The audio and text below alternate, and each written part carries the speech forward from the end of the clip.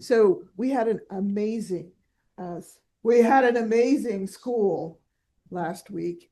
And the only thing is we didn't have any, I guess we had Morgan's photo photo session took us outside, but we didn't have our traditional gnomon shadow, drawing a plumb line, all that this time. So next time, some of you archaeoastronomers have to show up a little bit earlier to do that kind of work. Um, but it was great. I think the students had a really nice time, and we'll get your feedback on that and how useful it was. But the immediate response was that it was very useful for the students that attended. And then this week has been another amazing conference. The balance between archaeoastronomy and ethnoastronomy was different this time. So um, usually it's dominated by archaeoastronomy, but this time it was a lot of ethnoastronomy from around the world. So what have I seen different? I attended my first Oxford in 2004 with an infant in my arms. That infant is now 21. And and what I saw then was something, it was my first Oxford, so of course they're very strange. And but there was this protest that everyone was producing this work that was independent of the cultures in which it was embedded, right? So, I found these 6 star names. What culture? Oh, it's, this culture. How does that relate to the rest of the culture? I don't know, right?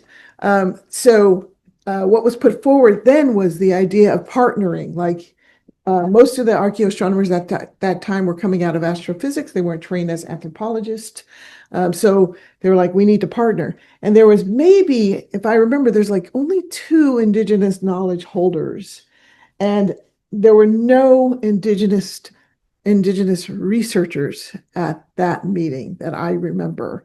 And so now we flip that, right? Now we have, our archaeoastronomers are getting smarter, right?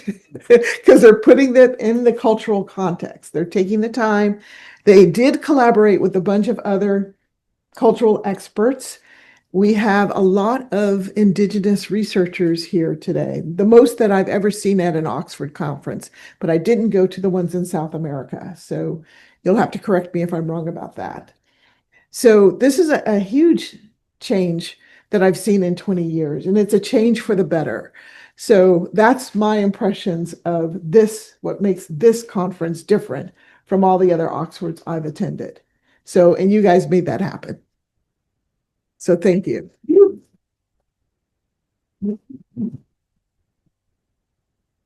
Okay, so I have to officially step down as president and hand it over to my right-hand person, Duane. So welcome the new president of IAUS.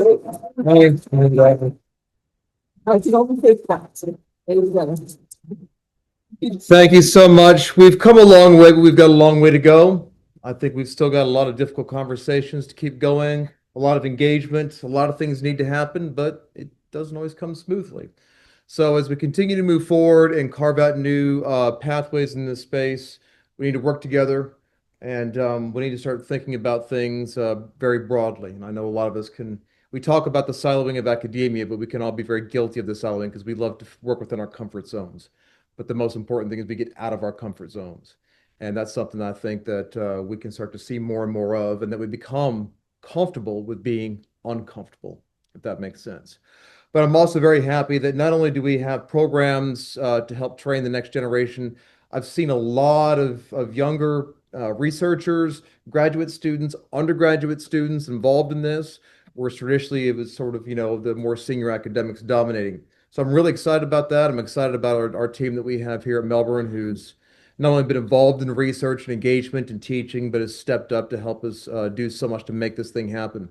There is one, not person, but group that I wanted to thank for all of this, and that is University House. The staff, everybody at University House, they gave us a $15,000 discount just for the venue. plus discounts for everything else that we've had in here. I think the total discounts is close to 25,000 they've given us in kind and reduced. So we could have this here. And Kelly, I know, went above and beyond to make sure everything for us was exactly on the nose. Like they really stepped up. They really did an amazing job. They really took care of us. The food's been great. The drinks have been great. The dinners have been great. The reception was great. It's been phenomenal. And they've dealt with our huge influx of people coming in, and it's been fantastic. So I really want to thank University House and their team here.